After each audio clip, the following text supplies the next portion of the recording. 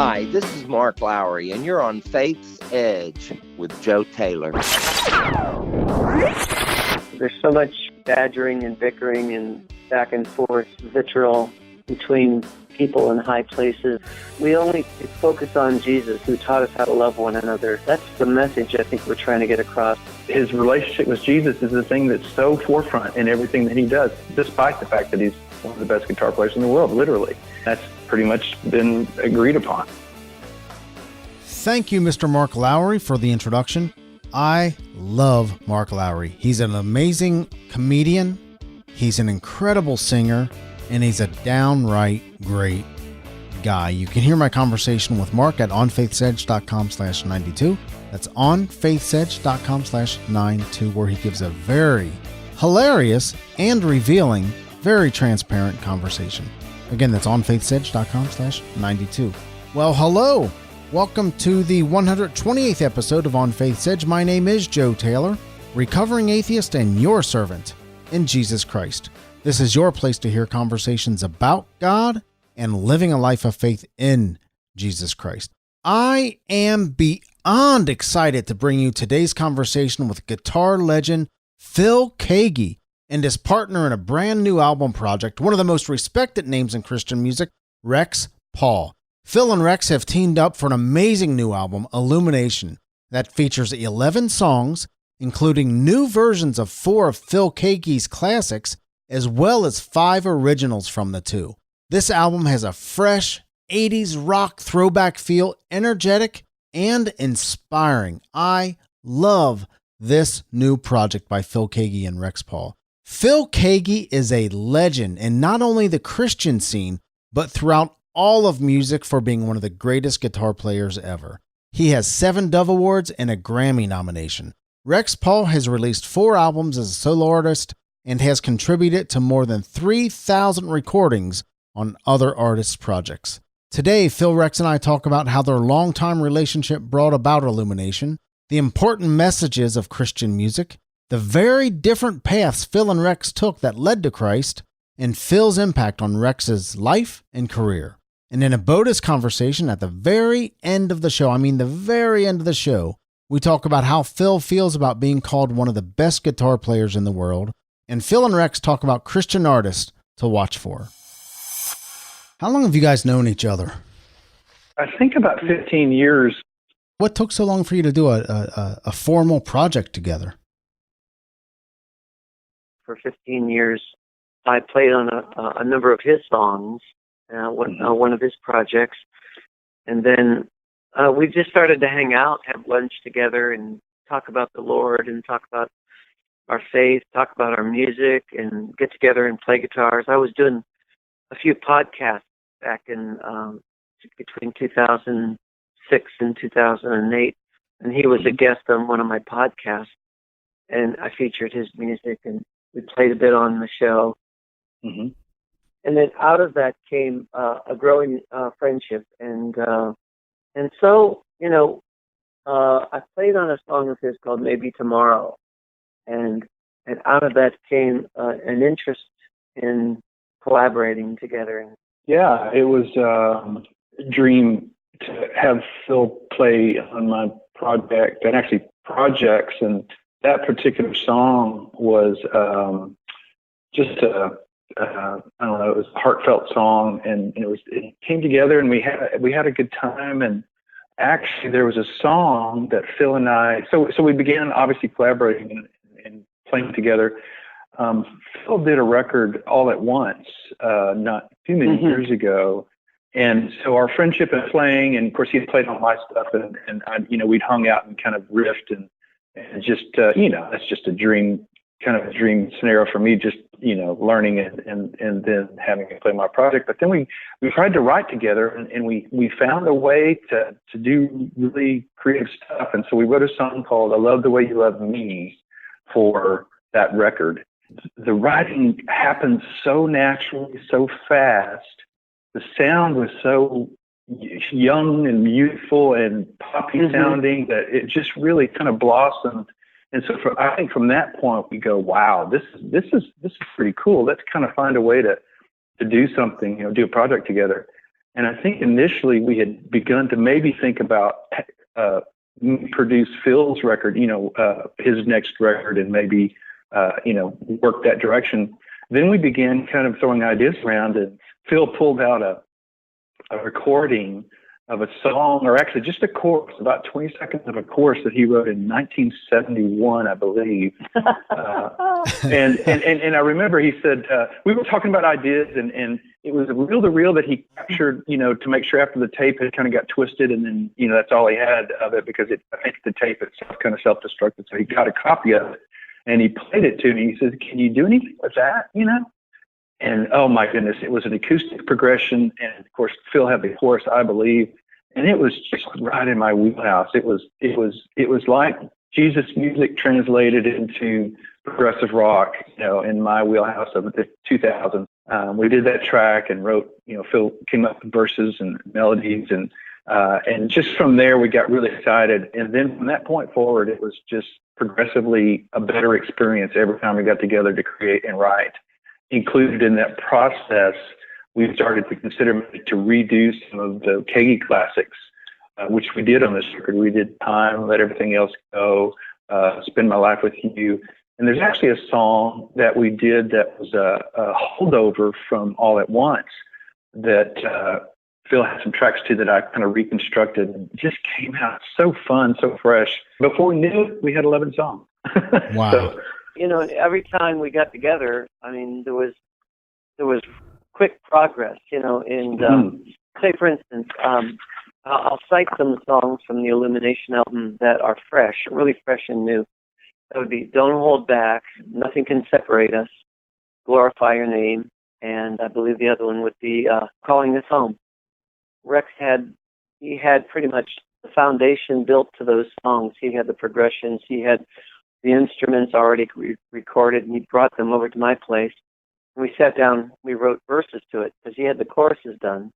And I would come up with my way of singing those verses as we wrote down the words. And we would dig into scripture, books of inspiration, maybe some poetry, or just we really wanted something that was literally glorifying the Lord, because we're older guys, especially me. I'm 68, and Rex is still in his early 50s.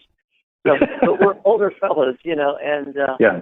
I remember the Jesus movement. I remember how it felt to proclaim the gospel with its simplicity and its directness. We're not ashamed of the name. The name of Jesus is precious to him. So that's what happened. In fact, on the old remake of Time, which is a 1976 recording initially that I had done back in the day, I wanted to bring the name of Jesus into that song because, why not? It's the name above all names. That's how it really progressed. And then, we did the vocals. We sang well together. He produced my vocals. And I thought, he gave me such freedom and good direction and made me feel, at ease and comfortable and youthful. He just said, "Man, you can do it. Go for it." And so I did. I got on my tiptoes and went for it. Yeah. Rex, you called Illumination very possibly the best music of your career. What about this project do you feel upped your game? Both Phil and I we both have home studios, and we're very busy constantly recording and playing on other projects as well. That's been my job, is I have a studio here at home, and I've done 3,500 recordings and worked with tons of people. And I think we just came at it at a point where the potential for what we could record was really high. And then the project itself, because it was progressive rock, because I think the ease at which these tracks came together, and I would bring things to Phil, and really, we would sing in the studio, and we would do our guitar solos. Everything we tried worked, like right off the bat. So we were getting a lot of work done very quickly. The harmonic content of the stuff that we wrote is something that I've wanted to hear from Phil for a long time. Just kind of, a rocky progressive process. Phil, he's still, and just, his voice, he's got this really incredible he does these yells. Like if you ever hear Salvation Army Band and some of the notes that he hits, and then also some of these other songs, that's still there and pure. And so when we got in the studio, it was just a matter of opening the floodgates and letting that out. And interestingly enough, the way we would do vocals is we would do a verse, we would do 4 or 5 passes of that particular verse, and then I would just pick the best bits and put that together. And then what we would do is go back and maybe sing it with best bits learned and get these performances that were just, fun and happen very naturally. And so it just, on all levels, on my guitar playing, and I think Phil's guitar playing too, he's very good at finding a voice that is fresh and different than like if you have a collaboration with 2 players. And so when we would play, you can't tell us apart. My wife was just telling me, she said, "There's only one solo. I can't tell who plays what on your record," but she's able to pick out which player plays what, and so that was the beauty of that as well, is that we complemented. We kind of have a conversation rather than a competition, and it just happened naturally. It just happened naturally. And also, I think Phil and I both have an aesthetic for really beautiful, uplifting, and then there was a powerful ethic behind it, or not ethic, but an energy, a punch that just kind of made itself known throughout the whole project. And I was just, when we were doing these mixes, I was just so thrilled. Phil's got the bad ears, so he would say, "Hey man, you're 2 dB down on this one note, and what happened here?" And by golly, man, he was right. And I'd go, "Okay, man, I got to check it. Tell me where," and he would show me where, and so we would fix these things. And then we had an incredible mastering engineer, Vinny Brandy, that just really sonically just took it up a notch too. That we were just so thrilled with the way it sounds. So, Phil, you're a guitar legend. Rex, you're no slouch on the guitar either. Listening to this project, that's obvious. How did you guys feel playing together? I know you talked a little bit about it before, but was there a sense of all just killing it together? We just had a lot of space for each other. With the songs that Rex brought to me, I just followed his direction and lead about that. And now when it came to the old songs, like Spend My Life With You, Let Everything Else Go, Time, Full Circle, he knew that those were my pieces, so he pretty much let me take the lead, so to speak. Mm-hmm. And that's what happened. He was so generous with letting me play on the songs that were his songs, so that we both actually traded off leads back and forth. In fact, Rex is also playing back and forth with me on Time. Yeah, that's right. And also Let Everything Else Go. You do that long legato, sustaining solo, recalling the actual chorus melody of your guitar lead there in the middle of the song. And that was a gracious offer from Phil. Phil said, "Hey, Rex, why don't you play a solo here?" So I was like, "Oh man, it's on your song." Instead of me going into the vocals there, I said, "No, let's play that instrumentally with your guitar." And so it was fun. There was no competition. It was just we were both generous. Like I said, I've been collaborating a lot lately with other people, Jeff Johnson, the guys from the Bucket List, Tony Levin, Jerry Murata. So I feel quite comfortable with other musicians. I've been at this a long, long time, and I don't have to, jump up on a pedestal and say, "Hey, notice me." I don't need that. I've already said what I love, what I've always longed to say musically in my life. And so the album is more like fellowship to me than it is trying to prove something. We actually didn't go out. We didn't set out to try to prove anything. We were just having fellowship and making music at the same time. And so there you have it. Well, Illumination is a fun, forceful rock album. I don't want to make any bones about it. This is a rock project, and I personally love this project. So let's talk about the music on Illumination. What can fans of both Phil and Rex expect from this project?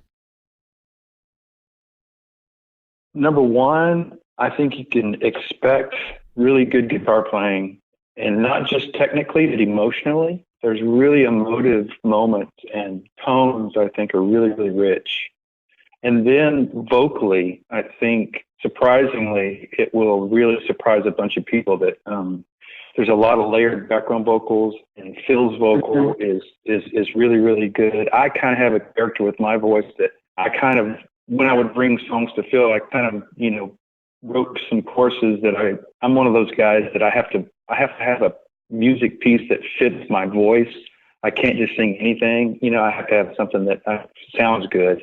And then also, I think because of the melodic study that I've done and the artists that I really like, Yes, and Boston and Eric Johnson, and I mean, there's a lot of artists that feed into that level 42, Tears for Fears, one of the classic rock people. That aesthetic carried over into that too. So I think definitely guitar, definitely the vocals, and then the production is a really tight progressive rock band hitting on all cylinders is what it is. So. Yeah, that's a good description, I would say. Rex, in the 80s was like, Mr. Sponge years. He was like taking in all these influences, and it remained with him. A lot of my influences go back very far to the 60s, even as far as the late 50s, And I think the combination of his influences and my influences really created a real celebratory type of recording project. And that's really, it's fun to listen to. In fact, sometimes with each listening of the album, I hear things I hadn't heard before. Well, that tricky fellow, that Rex, yeah, he's something else. How he did that. How do you do that? He did it, And he's quite precise. Some people are saying, well, I don't know who the drummer is, but he's awesome. I go, well, that's Rex. He's also the drummer. And the drummer is the backbone. He also plays great bass, and so he was the band. It was probably the easiest album I've ever made. Because he did all the grunt work. He did all the heavy lifting, for sure. You mentioned Calling Us Home, a real 80s kick to it, a real 80s flair to it.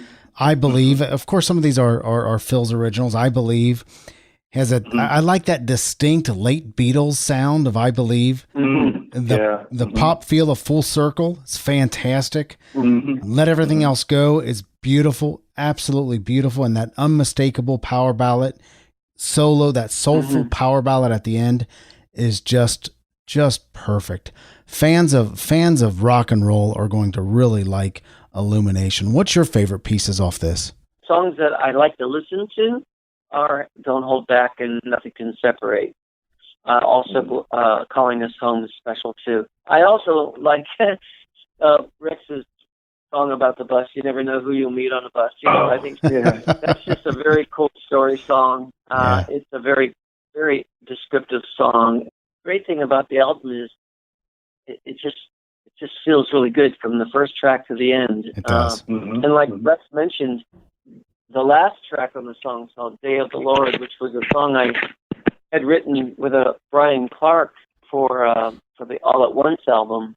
But my producer that I worked with at the time, we weren't seeing eye to eye about the arrangement about that particular song. So I said, we'll just forget that one. We've got lots of songs to choose from. So we just put that on the back burner. And then when I presented it to Rex, he goes, I know what to do with this one. And he sure did. I mean, it's really fun the way that song closes the album. And it dovetails with the opening track to the album. It's about loving our neighbor and, serving our fellow man and caring for other people, which I think is good bookends to the project. Yeah. How about you, Rex? What about your favorite song? Yeah, I agree with you about Don't Hold Back and Nothing Can Separate Us.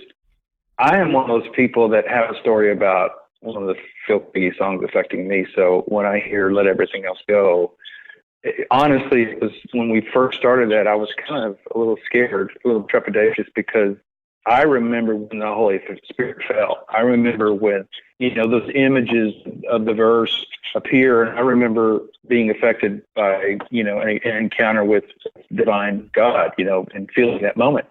And so I kind of was like going, man, if that doesn't happen again, we're in trouble. If that doesn't experience, but indeed it does. In fact, I listened to that and tears still flow, and it's happy tears. It's a warmth. It's an acceptance. It's a, when it says the day of the Lord, the last song on the record, that's what really the day of the Lord means, which means the redemption of man, the love of man having for one another, the restoration of all things, the making of all things right in our relationships. That's why, to me, that's the energy that pours forth. I mean, it's not about judgment. It's about redemption. That's the message, who we feel our God is. And then the music itself as an instrument of creativity, we just borrow it. It's amazing that we're given the stewardship of this language that's universal, and we get a chance to create this awesome amalgam of all of our influences. So I would agree with Phil. I think those two, the one we wrote and then the classic stuff. Interestingly enough, Full Circle was the first remake we did. That one was where I heard, the acoustic guitar kind of Boston-y intro, real kind of syncopated structure. The chord changes are so creative. It's a lot of classical. When you listen to the Beatles, you realize they didn't have musical training, but they used all of these techniques, the alien, scale, the Lydian all these things that were happening just out of their influences. And that's what happens when I hear, Phil's music. I hear all these really cool transitions and influences, and then we end back up on the chord progression, and it's inspirational. And so, and then the other thing is I got a chance to learn all those songs. So, because I was recording them, I had to learn them, You both mentioned Don't Hold Back, so let's just take a minute and listen to a sample of Don't Hold Back off Illumination.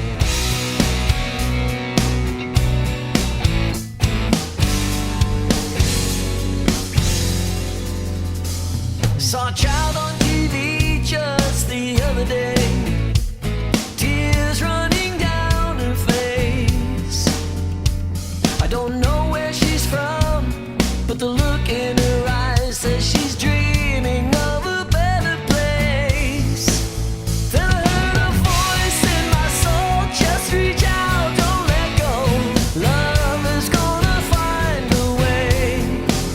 You told us what really and what's in your heart, to love the least of these till judgment day. I would really love to see people discover Phil who've never heard him, or rediscover him again. I'd love to see, the proliferation of all the music he's done throughout. He's got his Phil Keaggy's Garage website. I'd love to see that just become a conduit. I'm grateful that there are folks who believe in this project, and as a result of believing in the project, they actually believe in us brothers, as musicians and as brothers. One of the things I center upon, my focus is that Jesus really does bring us together. I feel that, there's a verse I believe in Ephesians that talks about how because of Christ, the wall that divides people is brought down.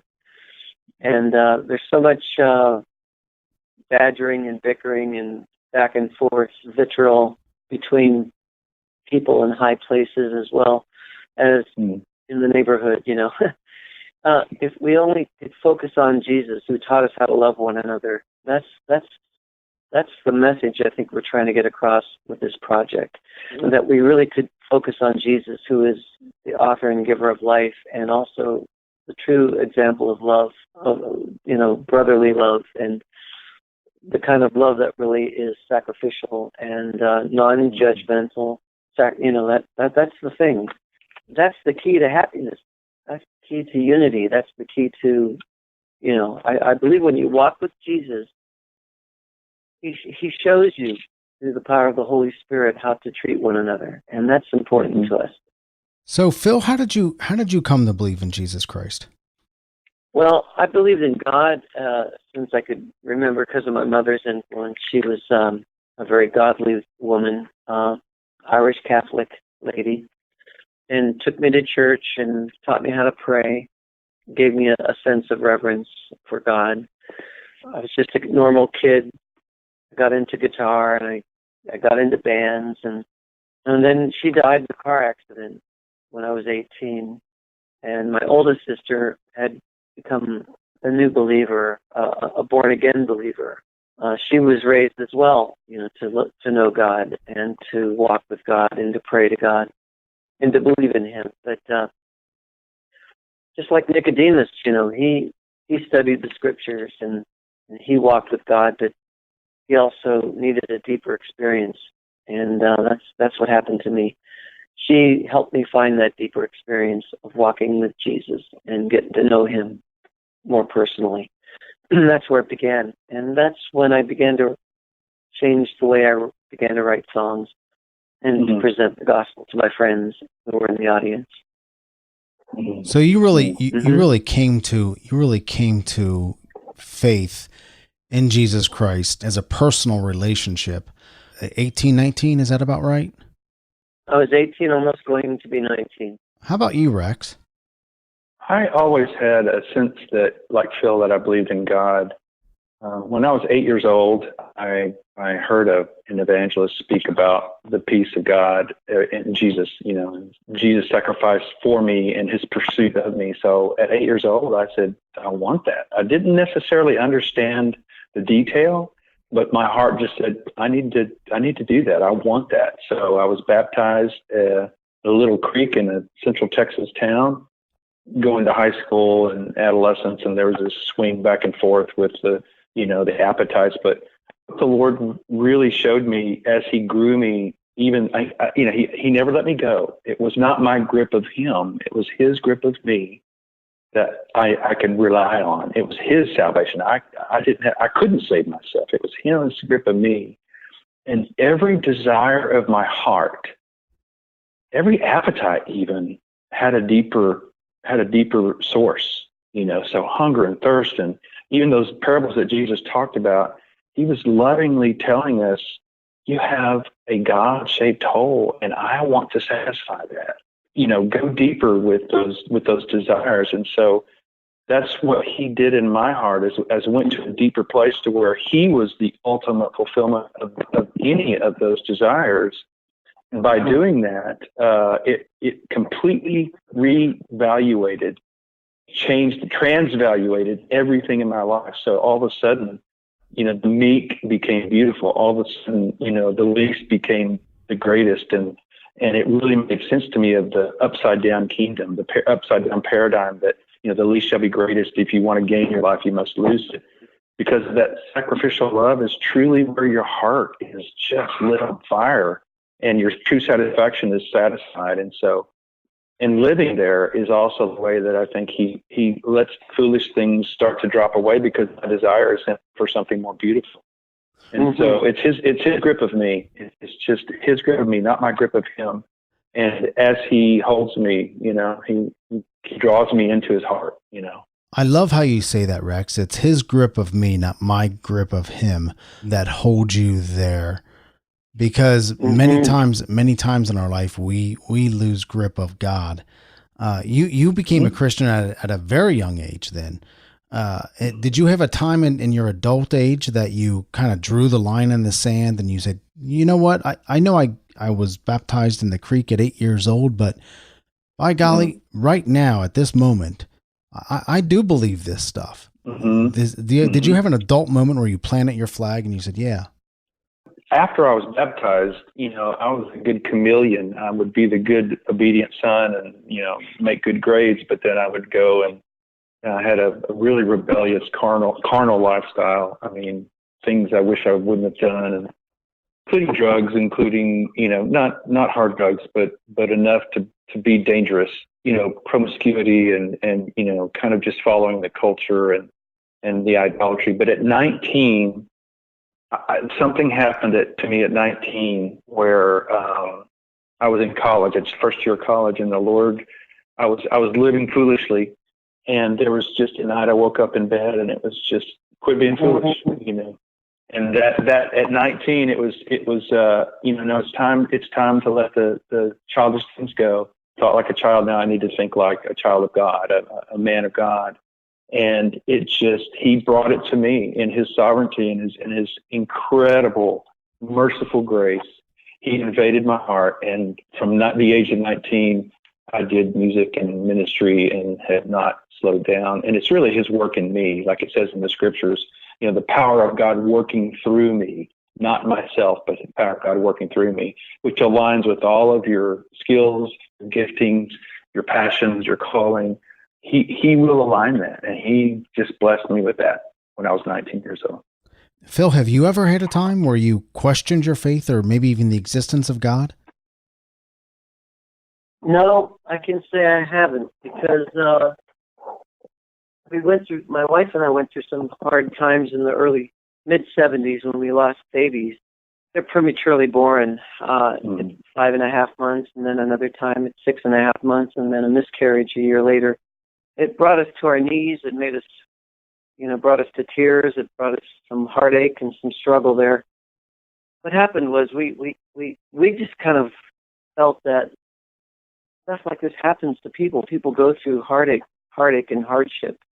We didn't find any place to point the finger and blame God for it. I don't know why, but we didn't, I think we just had to really search out what this meant for us.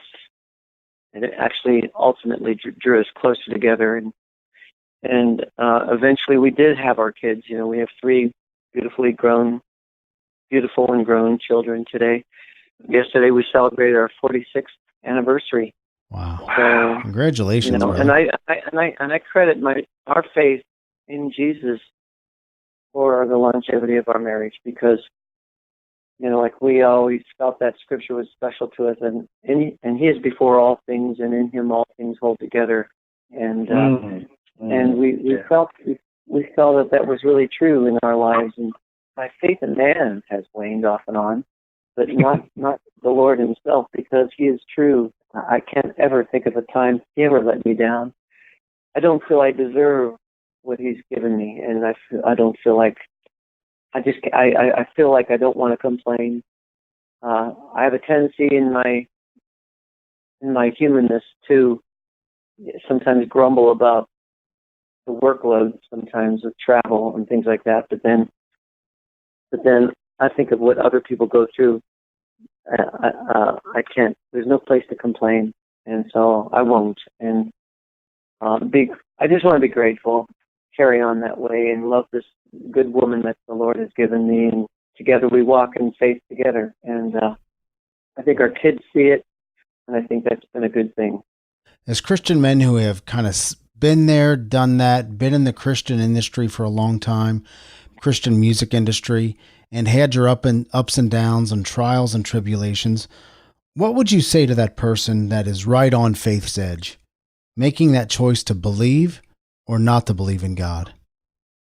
The most effective thing that I've even preached to my own heart is something that Tim Keller said, because there are people that have suffered just egregious things, enough to make them shake their fist at God and maybe even completely ditch God. But one of the things that is true is would it make a difference if you knew that God Himself, played by His own rules, became a man and endured and suffered everything that we would ever endure and suffer in temptation and sin, indeed even take our punishment so that we could be made righteous, and then raise again to give us the hope.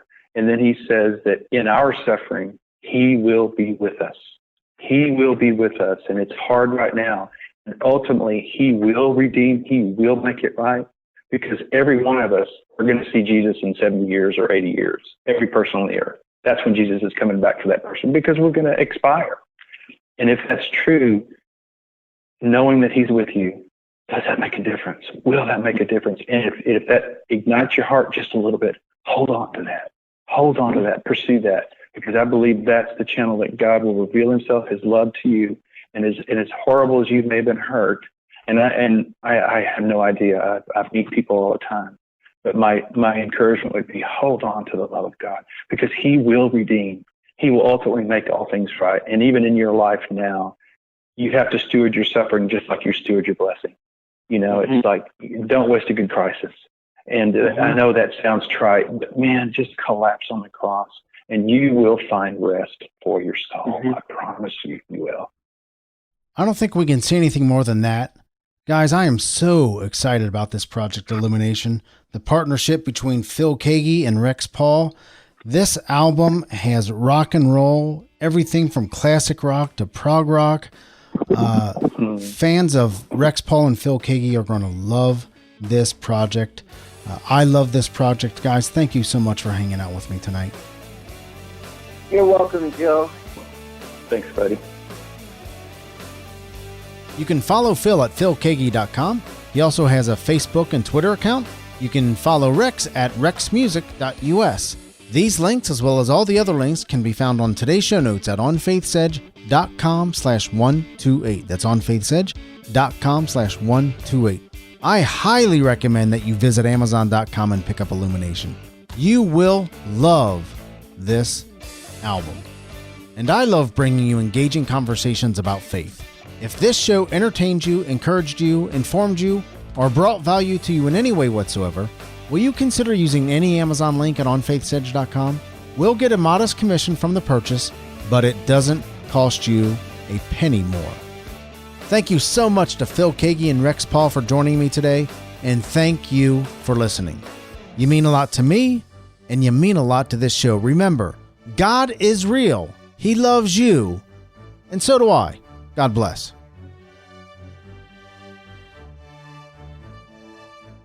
Thank you for listening to On Faith's Edge. You can subscribe to the show via iTunes, Stitcher Internet Radio, or your favorite podcast app on Android, Apple, or Windows devices. To reach out to Joe or leave comments about the show, visit onfaithsedge.com. You're important to us, and we would love to hear from you.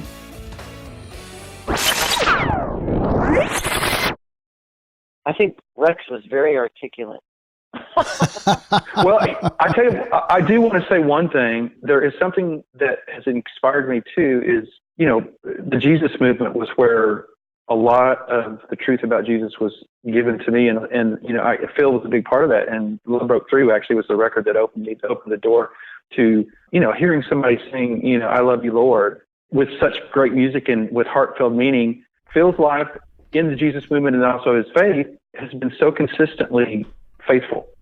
And so for somebody like me who needed a mentor like that, to have, his testimony really bolsters everything about my faith. And so just to be able to have Phil be, and everybody that knows him, I think, that has ever known him or ever heard his music, would testify he's faithful. He is authentic. He's true. His relationship with Jesus is the thing that's so forefront in everything that he does, despite the fact that he's one of the best guitar players in the world, literally. That's pretty much been agreed upon. Phil, do you mind if I go there about the best guitar player in the world?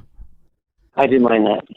I never thought of myself as anything too special. I think what happens that's special is what God does. What he does in the heart of the listener. Something happens, and music is a powerful tool. It's a mysterious, wonderful thing that happens. I believe it's a language. It's an interesting language of love. So it's spiritual to me, and I think that's what it is. A song like "Spend My Life with You," Jason Truby had told me. Jason played with POD. He said that song really grabbed him in his life at one point and helped him in his faith. And I thought, what in the world is it? It's not the guitar playing. I mean, it's something else. It's something spiritual. So there you have it. I think it's the gift of music. And when God puts his hand on something, it becomes special. It can actually feed a soul. You guys are both gifted musicians that have been in the music business for a long time. What new artists do you see up and coming that you think, wow, this girl, this guy, this group, they're really about to make a splash? Who do you see coming up?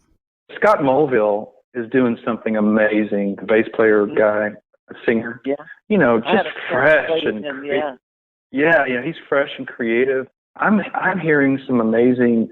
Oh gosh, is it the Mancuso kid? That's the kid from Italy. That's a guitar player. I think.